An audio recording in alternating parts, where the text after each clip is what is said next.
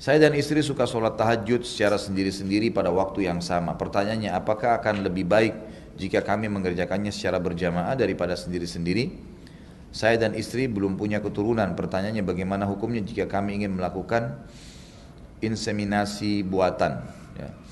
Tentu saja, kalau saran saya, Allahu alam, lebih baik berjamaah. Kecuali Anda memang merasa masing-masing ingin mengulangi hafalan-hafalan ayatnya, lebih khusyuk, lebih ingin menyampaikan hajat, boleh saja sendiri. Karena keduanya lewat, ada riwayatnya. Riwayat tentang Nabi SAW sholat malam sendiri pernah. Seperti hadis Bukhari menjelaskan, Aisyah radhiyallahu anha mengatakan, saya pernah tahu Nabi SAW sholat malam pada saat saya temukan kaki saya dipinggirkan, disingkirkan oleh Nabi SAW ke posisinya pada saat beliau akan sujud. Artinya Nabi SAW sholat sendiri dan Aisyah tidur gitu kan.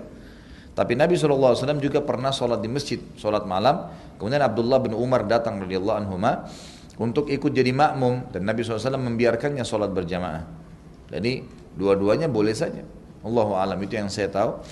Jadi Anda lihat, kalau suami istri ini bisa sholat berjamaah dan itu lebih baik, bisa lebih khusyuk gitu kan. Terlebih lagi fatwa ulama dibolehkan sholat malam sambil memegang Al-Quran.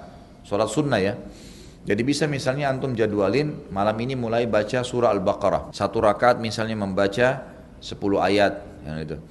Rakaat kedua baca 10 ayat. Kan kalau kali 8 rakaat lumayan 80 ayat gitu kan.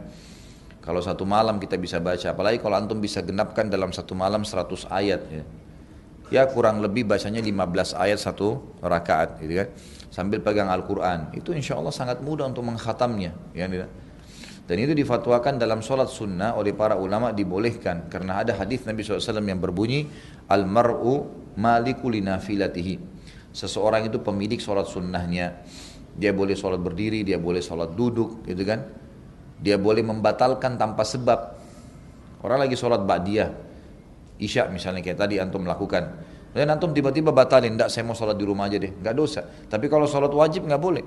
Harus ada udurnya batalin. Kenapa antum batalin?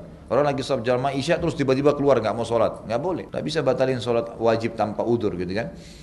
Kurang lebih seperti itu. Dan ini juga insya Allah juga akan menjalin cinta, kasih sayang di antara suami istri. Dan ada hadis Nabi SAW yang berbunyi kan, semoga Allah merahmati seorang suami yang terkaget malam hari, kemudian dia bangunkan istrinya untuk sholat. Di sini bisa dipahami maknanya adalah bersama, sholat bersama. Kalau suaminya istrinya nolak maka dipercikin air di wajahnya.